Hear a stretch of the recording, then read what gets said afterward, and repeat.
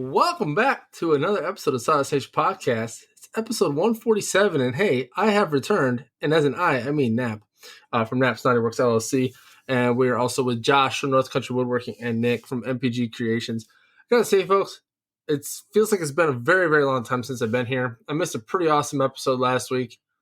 A little perturbed about that one. We'll talk about why I missed that episode a little later.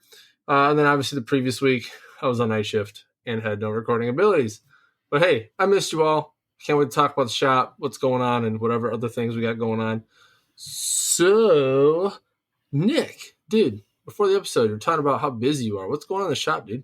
Yeah, so the whole keeping projects in my phone as like a daily reminder of what's going on is not, I mean, it's working, but it's just cumbersome because I look like I'm texting and stuff like that. And it just it doesn't work. I have to write stuff down and visually have it in front of me with highlighted things that are finished and highlighted things that are coming up. You know what I mean? So so I bought a giant wall calendar. So, the kind you keep on your desk at work. It's about that size, but I mounted it on some plywood and it's on the wall. And I have about 90 days worth of work projected out. It's not completely 90 days. It's mostly 8 weeks worth of stuff with a few sprinkled in the third month. I'm updating my tech as well. And I got this 16 level organizer for papers. So now when I get invoices, I'm going to print them out and it'll have all the specifics written on of each project written on it. This way, instead of having to get into my phone or get into the email to find stuff, I'm going to have the paper hard copy available. I just pull it out and then, when it's done, everything moves up a rung. So that's kind of moving back to manual operations a little bit, but it helps me because I'm better with hard copies as opposed to it's always something like your internet, you have to reset your router or some dumb stuff like that. And it just costs you time. So now I have everything, or I will have everything set up to where I can just go ahead and grab stuff, kind of be organized. On top of that, I ordered what the heck is this thing called? A Microsoft, whatever this is. That's a Surface, homie. It's a Surface or whatever it is. So we use something like this for my day job. It's something sort of like this, but it's different. And I like it because it's portable and I can take it with me and I can keep a lot of pictures and all that stuff on there of projects. So when people want to see stuff, they'll be like, oh, hey, let me check my bag real quick. I got my portfolio right here. And on top of that, I'm loading my Square app on here too. So I can actually type out invoices on the fly as well. I can still do it on the phone, but I can do it on the touchpad as well. But it's going to have a keyboard. So, What's super cool about that too, Nick, is the Surface. Now, mind you, I wouldn't do any design work or anything on there. No. But you can actually use it because the motion, well, depending on what you use, you can actually use the G-code senders off your Surface. So for some odd reason, something happens, right? You can save a G-code, put it on your Surface, and you can actually hook it up to your machine and run your G-code from there. If you absolutely needed to. It's like a fail-safe. I've seen people do that. His machine doesn't run like that yet. When he gets to the 1Finity/Avid, then he'll have to worry about stuff like that. The 1Finity Avid. The one Avid. There we go. So I don't know if I mentioned this. Earlier, but the Avid is put together almost complete, minus the wires. Right, I got to hook them up to the controller still. But I put the spoil board down, and I'm impressed on how 2 feet by 4 feet is a lot of space for me at least. Yeah, and it's gonna fit my 1Finity perfect when I. When I get it, it's gonna run on top of my. Wouldn't that be fun? Wouldn't that be funny though? It would Almost be. If I pregnant. set my Avid or my Onefinity up on top of my Avid and run the Onefinity. That would be funny, actually. You should put the X car below it, the Avid, and then have the 150 Dude. above it, and have all three going at the same time. I am at my wit's end with the X Carve. It's just it was good while it lasted. No offense if you have an X Carve, it's a great tool to learn, and if you want to run a business though, it's a little bit it's slow. Let's put it that way. But we all had to start on something, right? I think right now that I'm just itching to get this Onefinity because I'm gonna put it in the living room. I'm seriously gonna put it in my living room. I'm gonna set it up just like Daniel's. It's just funny because so Daniel's finally moving into his warehouse, which he's been doing a lot of moving and a lot of painting and a lot of setting up. He's already got one of his printer farm set up for the most part. All of the CNCs are going to make their way into that new warehouse. So he's probably going to have like 20 CNCs, maybe like 40 3D printers by the time he's all said and done. I don't know. He's going to have at least 3 or 4 suspended from the ceiling. Like I'm imagining it right now. He's going to have those things just hanging out, Have you been getting a lot of spam mail on Instagram by any chance? Yeah. I've gotten a couple here and there, but I'm really good about just deleting them. And because I delete them right away, it seems that Instagram recognizes, hey, I don't want stupidity in my inbox, so I don't get a lot of it much anymore. I don't know, man. I get a lot of videos in my Instagram. Now my phone's not working right. It's true though. I keep getting a lot of these spams like, hey, I like your stuff. You want to come see me naked on this website? I'm like, no, dude. Like, what the heck? Nap, get out of my inbox. Did you say dude?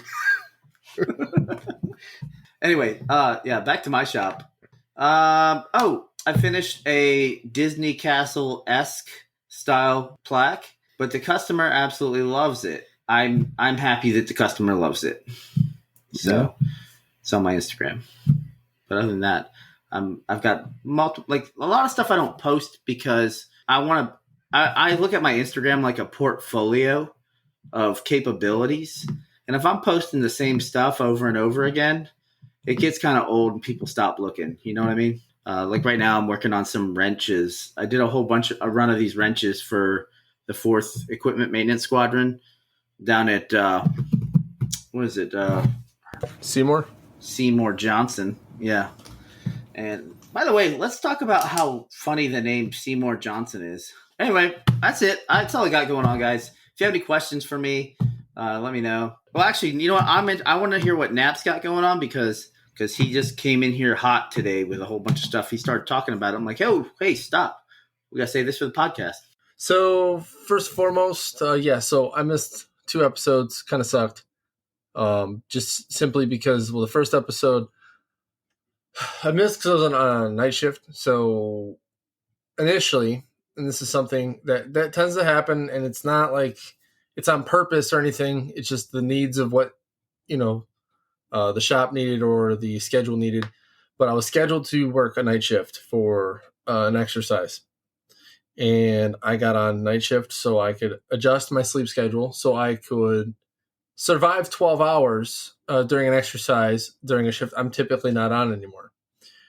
Well, I got through that whole week, and that was that first episode I missed because I didn't have video capability. And I can tell you right now, the building I work in is the worst when it comes to any kind of internet connection. So there was no way I was going to be able to just record off a phone or any of that craziness. So I missed that one. Come to find out in the middle of the week, they go, hey, so we know you've been on night shift, but you're headed back to day shift. I'm like, what? Yep, it's okay to tell us the truth. We know you've been working on Ben's project, and that's why you weren't here. No, I see Ben's project. We'll talk about Ben's project in a minute. So there's that. And then so I get into the following week where I'm on day shift. So 12 hours isn't bad if you're used to working the shift. Well, I'd already pretty much adjusted my sleep schedule to night shift, and I was absolutely wrecked the first day on Monday, going from 4 o'clock. So waking up at 4:30ish to get to work by 6 to start that shift, to go to 6 to get home by 6:30, 7ish. So Monday was like, okay, I'm on track. I can probably record Tuesday. Well, Tuesday comes around, and we have people from another base here, and when they get sent places, they're supposed to have some kind of mode of transportation. Well, they did not. So I ended up helping them out and giving them transportation to the commissary and whatnot, so they could get themselves things for the time that they were here. Well, in that time, that impeded on podcast time, so I had to miss the Daniel Dunlap episode, which kind of sucked. But I will tell you, when I got home, I was not awake. I got home, I showered, and I passed out. And that was my entire week. I didn't get any shop time up until Saturday. I didn't go. I was like, I'm going to go in the shop. Nah. I sat down on the couch. I was done. I passed out on the couch at least 3 or 4 times throughout the week. And then finally, here I am back on this episode, which brings me to my shop. So Saturday, I cleaned the hell out of my shop. It got warm here. Minot is very bipolar. We're supposed to get a foot of snow tonight, and the snow's melted right now. So I'm like, okay, we need to get rid of the snow. Just cut the snow out. But Saturday I was able to, or it was Sunday. So Saturday I started cleaning. Sunday I actually could open my garage. It was 70 degrees here. I opened my garage, blew all the dust out, cleaned my laser, which, by the way, my laser was filthy. So if you have a garage shop and you run a bunch of stuff that has dust, well, it will eventually collect on your laser. So I'm cleaning up my laser, put some 3-on-1 oil on all my linear rails, as well as clean my saw stop cast iron, clean my joiner cast iron. The cast iron looks brand new. It's pretty nice when you can scrub down cast iron with like rust remover and those things, and it turns into almost brand new, other than the rest of it that looks like it beat the hell out of it. Then getting into the jobs. So the trophy that I was making is about done. I did the plates, the ones that need to be etched today. I'm going to take those back off because I just want to make sure that everything lined up the way it needed to, and it did. So I'm going to take them back off and put the final coat of clear on there, and then it'll probably be ready to take to the recipients probably Thursday. So I can get that off my plate. We've all had one of those projects, and I think, Josh, your equivalent to this project would be the wine rack, or even that VFW thing you did way back when, where it was just like forever going, and it's just like, when is this going to end? Wine rack. We don't talk about the wine rack. Well, anyways, it was a forever project. Okay, it was a forever project. Unfortunately for Josh, it was a not such a good end. I'm able to make a decent end to this one. It's not everything I wanted it to be. What's up, Matt? But it is still something nice, and they're excited to receive it. So that'll be off my plate after months of having it and procrastinating and trying to figure out how the heck it was I was actually going to put it together. Well, it eventually got put together, and it's sitting in the shop now. I started the 16 plaques that I'm doing for the quarterly awards. I only etched 4 of them because there might be a design change, which not a design change. I made 2 versions of this plaque, and the other version is more liked by the oncoming superintendent. So we're going to go with that once people move, and that's fine. But this is the current one right now. Their name, you wonder what the space is for. The space is actually for their crew name and their names, because for low crew the quarter, there's 4 people that receive these, so there's 4 plaques per crew. And I'll end up putting their crew name and their names below it once they receive them, or once they get them. So they'll get them, give them back, I'll etch them, and then they'll receive them customized to their crew. And then the Hap Arnold Shadow Box went from a June due date to an April 28th due date. So that is now in work. She is well aware that it may not make it on the 28th, but I will do my damnedest to get it there, because I like to please my customers. And they gave me enough time notice that I could, in fact, get it done. But we'll see what happens. What else do I got going on? I got pinged for a Mass Art Shadow Box. Nothing special. Just an oak one with some stained stripes and some things. Just the box. So once that's done, I'll send that on its way. I got a 28 by 28 square shadow box to make with the oddest of felt colors picked. It is an off-white felt. I don't know how I feel about that. I was like, off-white felt. I hope you don't have dirty hands when you put stuff in this, because Yeah. I don't know. I'm just doing what they ask. Okay. I'm staining the oak dark walnut color, and then giving him that. So that'll be cool. And then I started doing more of those CE plaques. So I have 3 more of them sitting down by my leg right now. All I have to do is put the acrylic badge on them. I wait until it's time to actually give them to him to put that on, just because acrylic, although very nice, it can be brittle, and knowing me and my clumsy self, I could knock one loose and then have to remake it. So I'll just wait until I have to give it to him. And then Ben's project. Ben, I hate to tell you, for your timeline that you gave me, I haven't started it yet. And that's because I'm going to get these other jobs done, and I'm going to start yours. Because I did learn some things as far as framing and whatnot. And finger joints are a wonderful thing, but also so are splines. So I'm going to be utilizing a spline jig and probably putting some splines on the project Ben gave me for the wedding flutes, if you will. I got to etch the wedding flutes as well. I'm working on getting that set up. It's an interesting concept because using a stemmed wine glass is different than just using a stemless, because a stemless you can measure the glass and etch that glass. Well, the stem has a different diameter than the actual glass itself. So when you do the rollers, you have to set your motorized rollers to the width. Well, okay. You set the job to the width of the actual area you are etching. So for those out there listening, if you have, like, let's say, a base of a stem that's larger than the actual diameter of, let's say, the flute or glass that you're making, make sure that you're putting the side that you're etching on the motorized rollers. Because the other rollers, those are just meant to guide it. They're meant to keep it on there, keep it straight, let it roll freely. Because if you put the wrong diameter on there, you're going to get something you do not want. Yes, the wedding is coming up soon, but you said June. If you tell me May, I swear to you, Ben, I will fight you. Get them.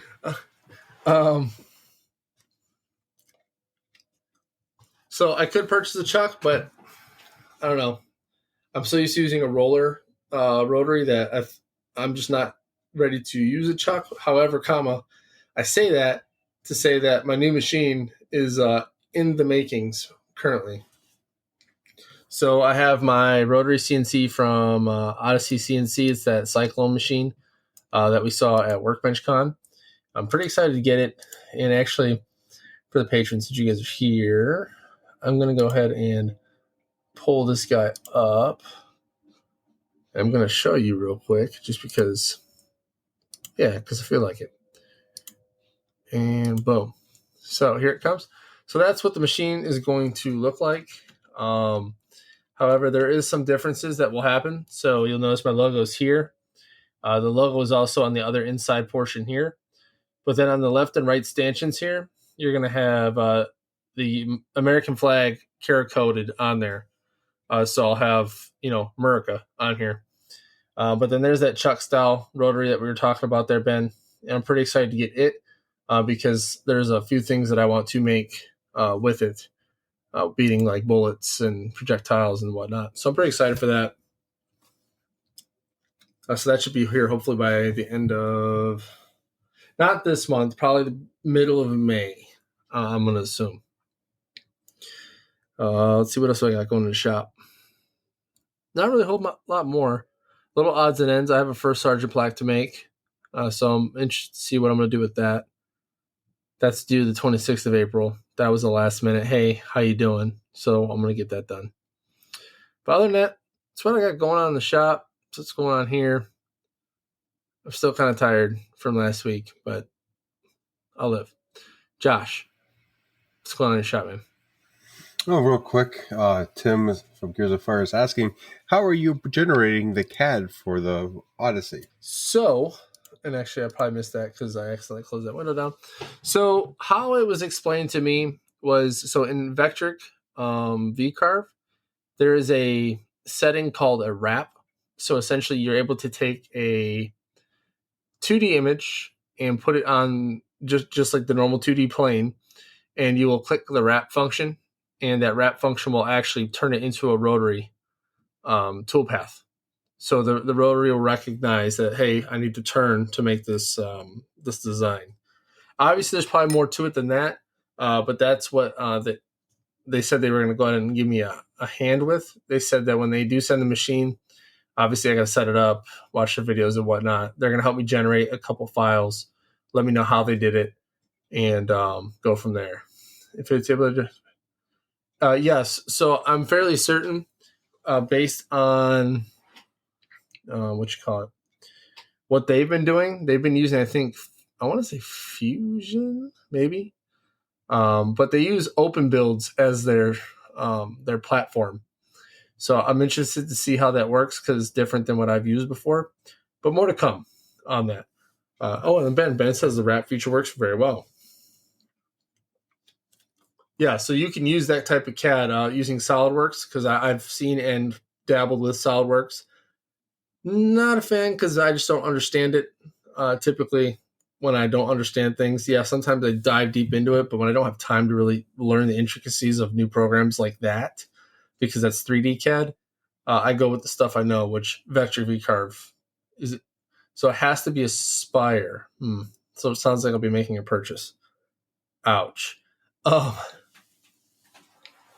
But yeah, so that's how that's going to work with the Odyssey CNC. I'm excited to see what comes out of the shop once I start using that.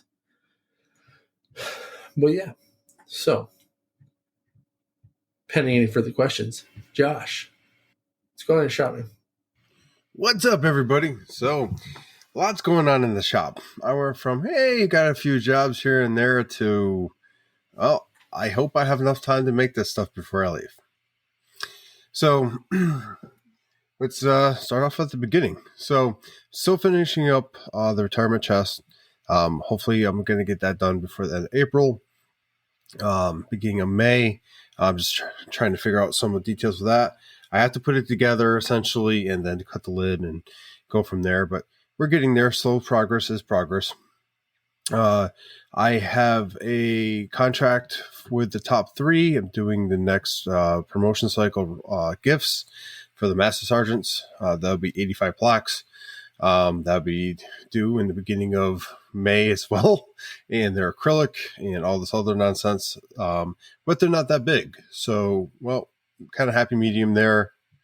That's what they wanted. They wanted 4 inches. So I'm giving them 4 inches. Yeah, I'll get that knocked out. That's the story of my life. Yeah, we know, unfortunately. Way too much about that.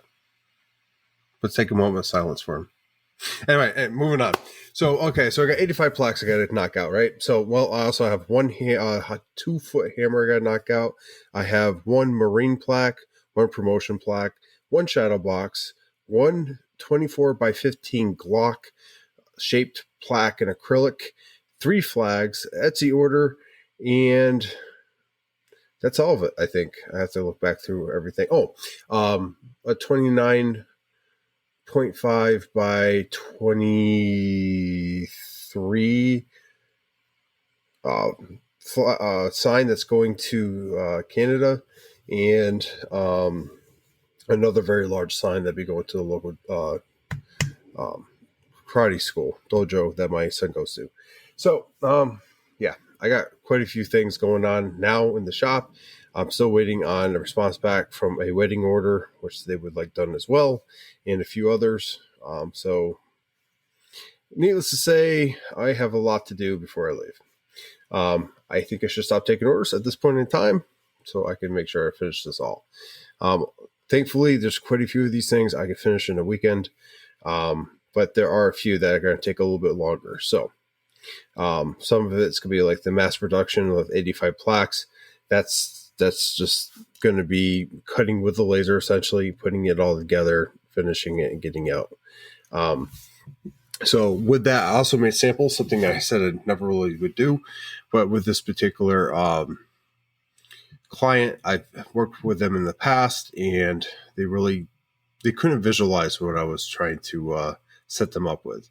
So I gave them 3 different designs. I gave them one with just laser engraving, the second with like painted wood, almost like you do with acrylic. And then I did acrylic, and they chose acrylic. So Got the job, went from 80 to 85. I can't complain there. I'm pretty excited about it. I'm just going to be busy. This is honest right there. I'll be in the shop working. I got most of the materials I need for a majority of these. So I just need to get in there and start cooking.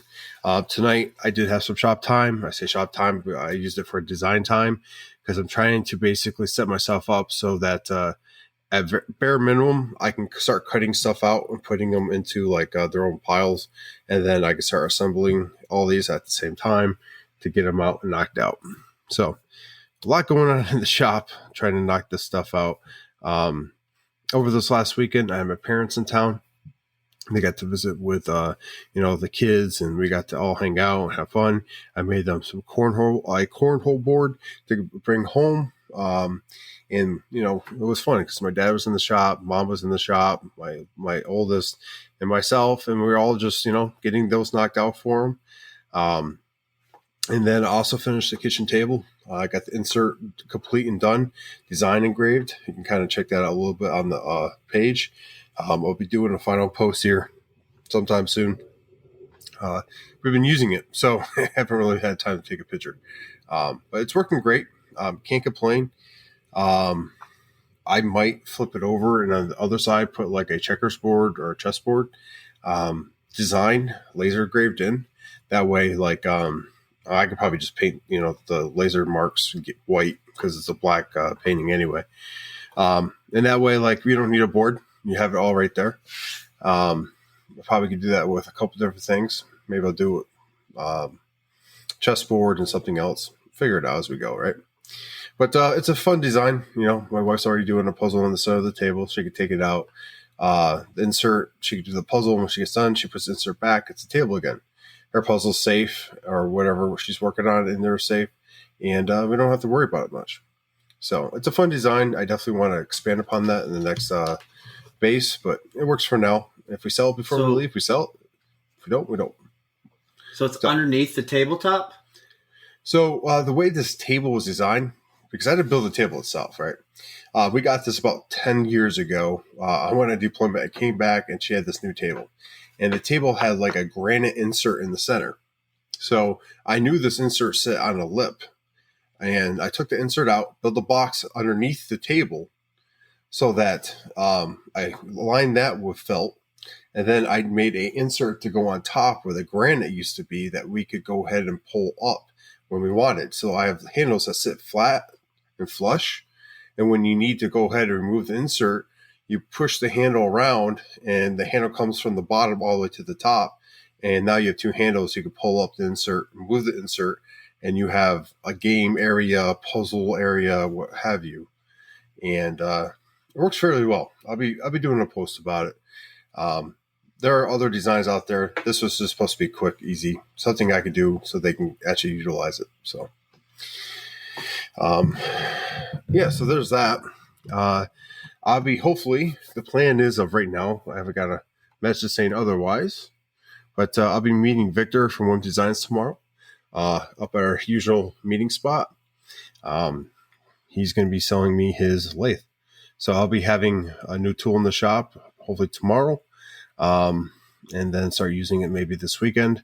I do have an upcoming project. Actually, there's two more blacks I forgot to mention that will kind of require it, and I'm hopefully can start using it and learn it in time for that one particular project. So yeah, that's the shop. But a lot of projects coming up. I have to pause orders here very soon. But it's just hard right now, especially with it being the season. I always get busy right about now. And a lot of these are like a couple day projects. So I'm trying to eat them up real quick and get them out. But having a nice list of projects like this again is kind of nice. It feels good. So I just got to go get them done. And that's that. But yeah, other than that, that's the shop in total. Pretty excited about the new lathe coming in. Got to find a place for it somewhere in the shop, somewhere I can just stash it and then use it when I need it. I'm talking to everyone that basically has one, kind of some pointers and, basic tools and stuff. So been hunting around for one, and I finally got that deal I was looking for, and should be in the shop tomorrow. So about time. Been looking for one for quite a while, so pretty excited about it. But other than that, yeah. Rest of the week I'll be in the shop trying to get this stuff knocked out. A couple interesting projects I mentioned, but yeah, it's just doing them at this point in time. The shadow box and the retirement chest are the big ones. They got to take the most time. So I'll actually be having to pause. I'm actually pausing jobs now. So I took my last order for that first sergeant thing because I'm going to 9-level school. Oh, nice. Oh, Where? Shepherd. Oh, it's gonna be down the road. It sounds like June 5th. Oh, it's gonna be up here visiting in Texas. You gonna come up here? Bro, I'm not driving eight hours to San I'm just saying, Antonio. you should totally drive 8 hours just so we could do the podcast every Tuesday. Absolutely not. But if I get time, maybe I'll head down there, but that's a big ask. I don't want to ever go back to Shepherd. I'm sorry. Yeah, I'm interested to see what that holds. I might go in August instead, but they were telling me yeah, you're pretty much set in stone for June. So I was like, well, alrighty then. So I got between now and then. How long's your school? I think I want to say a week and a half, 2 weeks. Oh, that's too bad. Okay. There you go, man. Hey, and then now you're gonna be able to critique the instructors. Yeah, so that's the funny thing, right? So I actually have that master instructor tab now. So I have it on my shit stuff. I'll take it off for the beginning, and then I'll throw that little guy on there halfway through. Yes, I've been critiquing you this entire time. What's that? You bring eval forms. Yeah. That's messed up, man. They'd be like, all right, no eye contact, a lot of ums. Yeah. All right, so I want to give you a feedback on how you did on this course. DG right there. No, so it's nothing like that though. It's literally more of a, hey, you're coming here to learn things. So what's interesting is some career fields, they'll do their 9-level school and then they automatically put the wreath on. I don't. So I'm not officially a 9-level until I make senior. So that'll be interesting. I'll be a 9-level, but not really. So I can't wait to put on my next rank. Mister. Yeah. Mister. I was talking to some people today. I was like, man, this is really getting out of hand. looking at my sitting down and writing out all of my, SCET projections for the next couple months. I'm like, I don't know how it got out of hand so fast, but it's getting out of hand. And I'm just terrible at saying no. When are you going to skill bridge? In January. I'm trying to. So yeah, well, I'll talk about that offline here. But, okay. Yeah.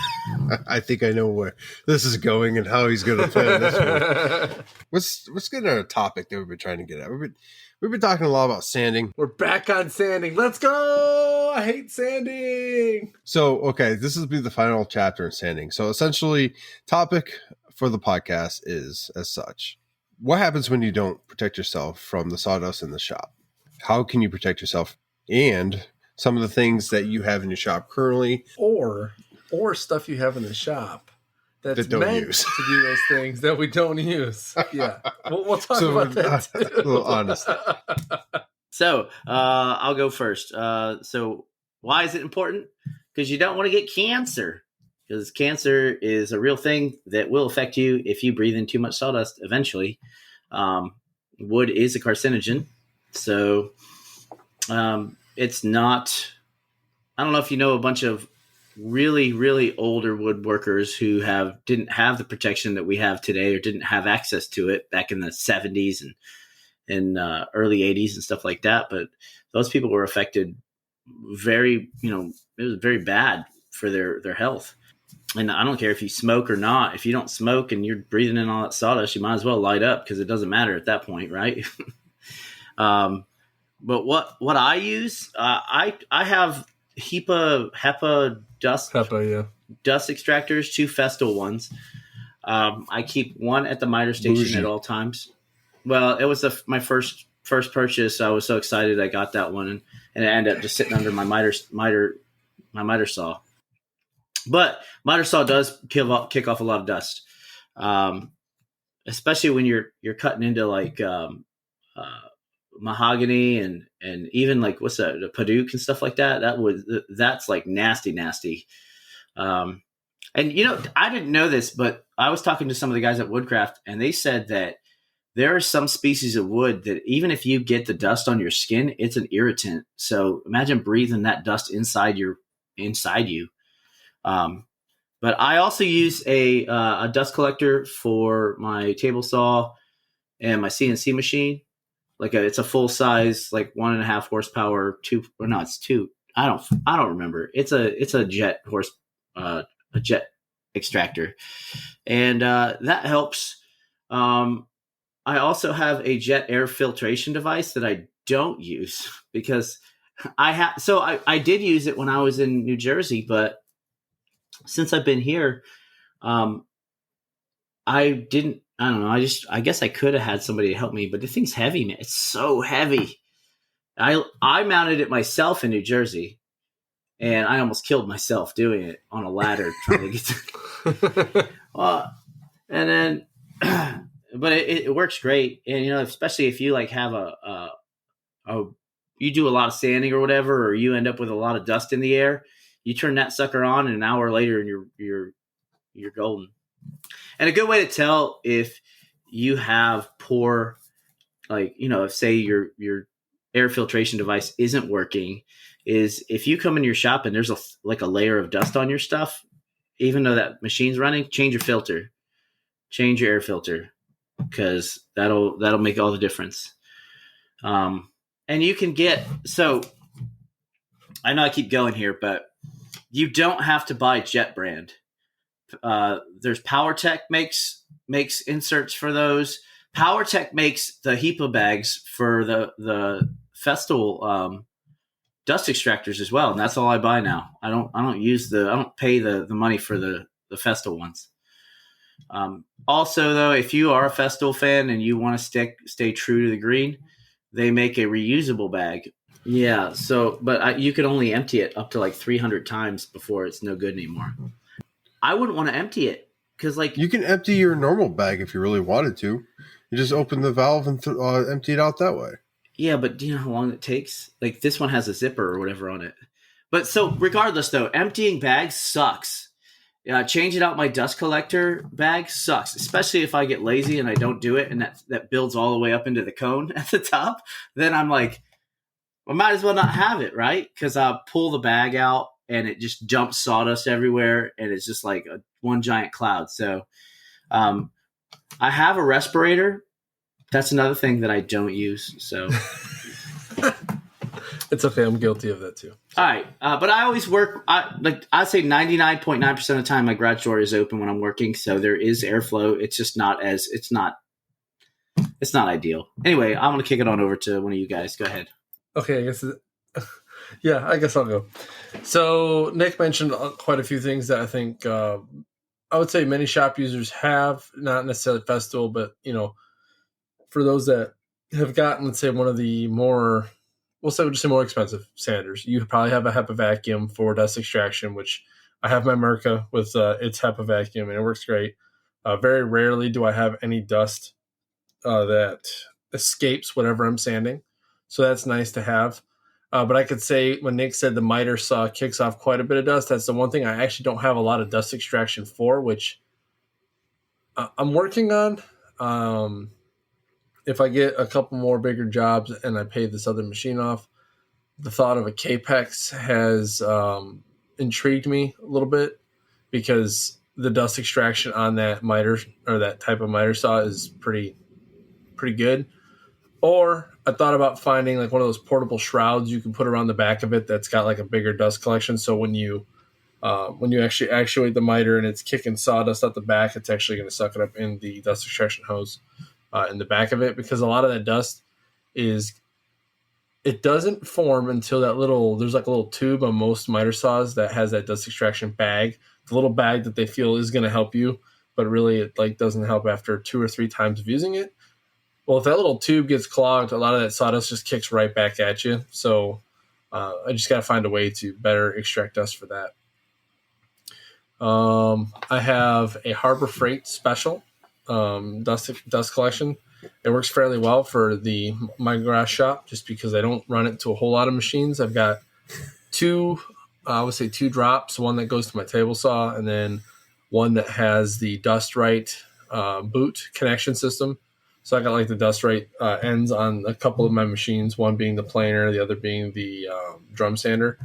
And I just move that from site to site, and I close the gate that goes to my table saw to increase dust extraction there.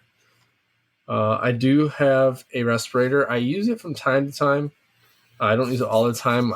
I'm sad to say I don't use it all the time, and I probably should.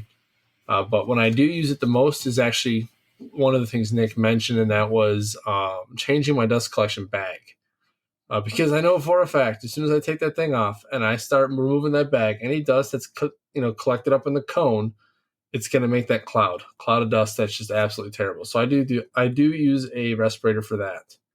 I should use it probably more for other things as well, which I'll probably get better about that. I have the little Wen that could.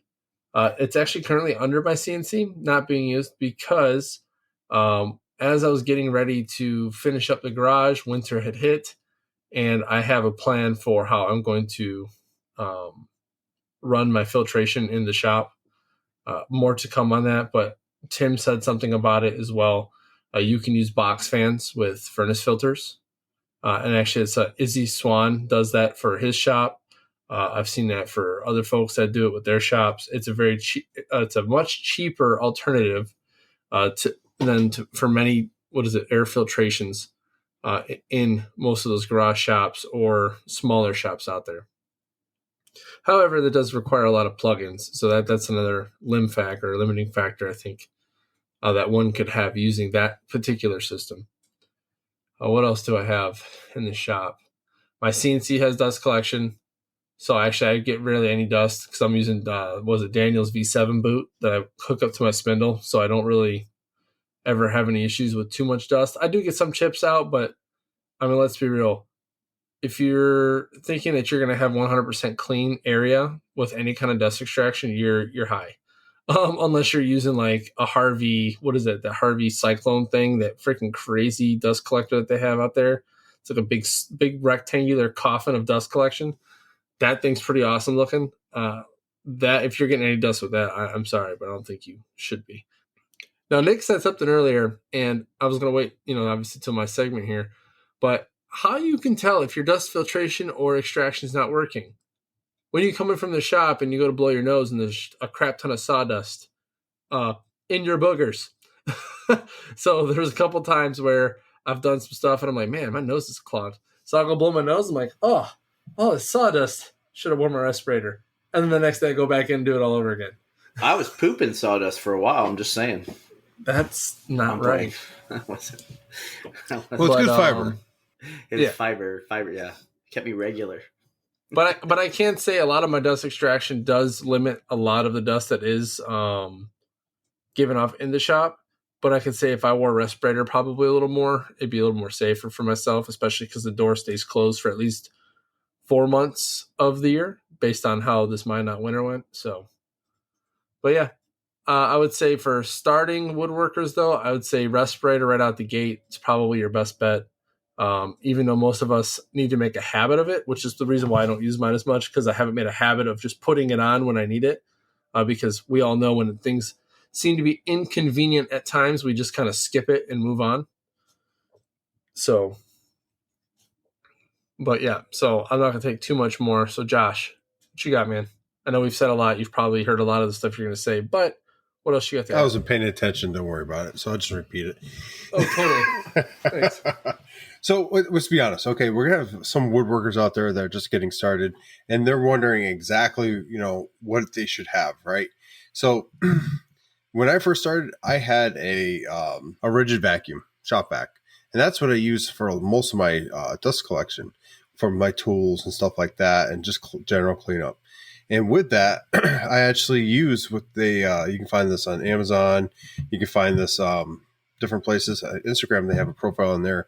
It says dust stopper, excuse me. It goes on a 5-gallon bucket, separates the big stuff into the 5-gallon bucket. Small stuff goes right into your shop vac. It worked great.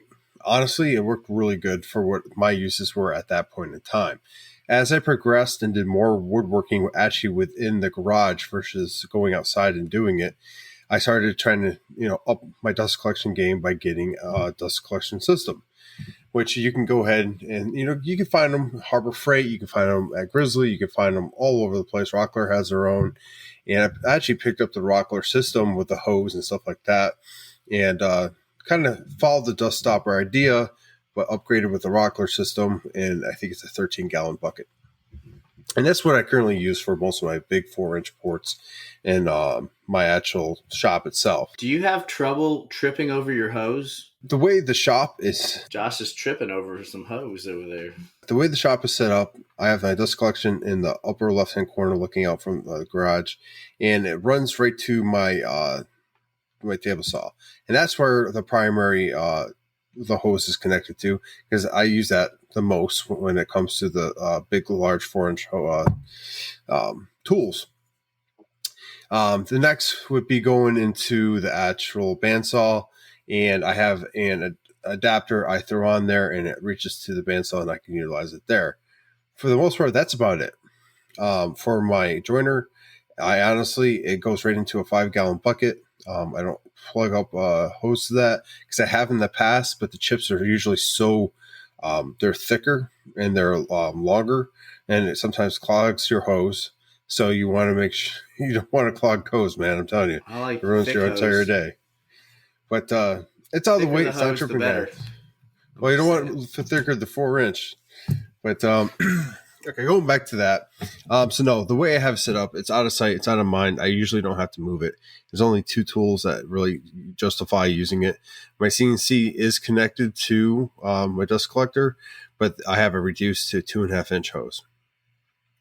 For the other tools that I use is my dust extractor and my my rigid shop vac still. Now, my rigid shop vac is actually connected to my miter saw, and I utilize that when I use the miter saw. But pretty much everything else is the dust extractor from Festool, which was a purchase I made with my Merca sander. And then I actually use the RZ masks. I like them. They have different versions. I have the summer weights, and they're really comfortable. I find them comfortable. Some people don't. It should be because you're sponsored by them, or I don't know. I'm not sponsored by them. I have a promo code with them, but to be honest, I don't push it. It's on my profile if you really want it. I think it's like 15% off. It is what it is with those. Like I said, some people really like them. Some people really don't. They do their job. It's an N95 mask filtration, so it does really good. But you can get away with doing the stuff stopper. You can get away with the half respirator masks. You can get dust collection. But I would say the biggest thing you want in your garage is going to have to be some kind of filtration. I got a wind filtration on the top of the shop. Similar to what Nick had setup wise when he was here. And then if you don't have that, try to get the fan with the furnace filter in there, because that does help too. And, I think it was Nap said that, even Izzy uses those. And if you have enough outlets for it, you go for it, because you can build a contraption that goes underneath your garage door. You have a couple fans blowing out. It could be pretty beneficial for you if you have them out of power and plugs for it. It's all to prevent long-lasting issues with your lungs, and you don't want to get cancer and not be able to woodwork or be around family any longer. But that pretty much sums it up. You got to be careful in the shop. It's not just about, make sure you don't cut off your finger, but long-term effects of woodworking. And to help you guys out with that, essentially, this next giveaway will be a couple half-mask respirators. We're going to be giving a couple of those away. And maybe we still got to talk about this. I'm going to throw it out there, though. Maybe a dust stopper as well. maybe three giveaways in total. So if you want to win one of those, join us on the YouTube Live. Happens the first Tuesday of the month at 8 o'clock Eastern Standard Time. All you have to do is show up to the YouTube Live, subscribe to our YouTube at Sawdust Nation Podcast, and be part of that. And that's going to happen May 2nd. I already have the link on our link tree on the podcast page. And you can just, if you subscribe now, hit the bell. You'll be alerted when we start and when that's going to happen. So hopefully we'll see you there so we can give some free stuff away and try to keep you safe in the shop. Gents, I think with that, we wrap up that topic. Unless you got something else to add, we can also wrap up this episode. No, man, I think we hit everything. It was good coming back to the podcast after 2 long weeks. It felt like an eternity, to be 100% honest with you. Knowing that we have it coming on the podcast today, is like, hell yeah, I get to talk with the guys again. I mean, we know we texted a little bit. It's funny. I don't get to talk to Nick as much because I know he's super busy. I'm super busy. Same with Josh. We've all got busy lives, but when we get to come to the podcast, it's cool to get to talk with you guys every week. But you guys already know the spiel. You know where to find us. You know how to get a hold of us. But for those of you new listeners out there, if you're on the Apple Podcast or any of those things, give us 5 stars. Give us some feedback. If you don't give us feedback, we can't give you the content that you deserve. But also on that, if you got topic ideas, throw some topic ideas. We'll be throwing some stories out there for questions and whatnot. We are finished with the sanding saga, as Josh so plainly put. So we'll come to you with some new stuff next week. And also be on the lookout for some reels and some videos on some past episodes to give you guys a friendly reminder to go ahead and listen to some of those previous episodes, especially the last one being with Daniel Dunlap. That was a pretty awesome episode, and I think all of you should go ahead and take a listen to it. Outside of that, take care of each other. Take care of the community. Guys, what you guys got left as far as final words are concerned? Well, so like always, take care of yourselves and each other. And if you're in the shop, do your best to take care of yourself even more than what you're doing right now. Because we all know that we cut corners, and in the end, it's only going to hurt us. So no dirty jokes today. Maybe next week. Ooh. Josh? Stay tuned. Hey, thank you for showing up for the 147th episode of Sawdust Nation Podcast. As always, we appreciate you guys tuning in so we can whisper in your ear.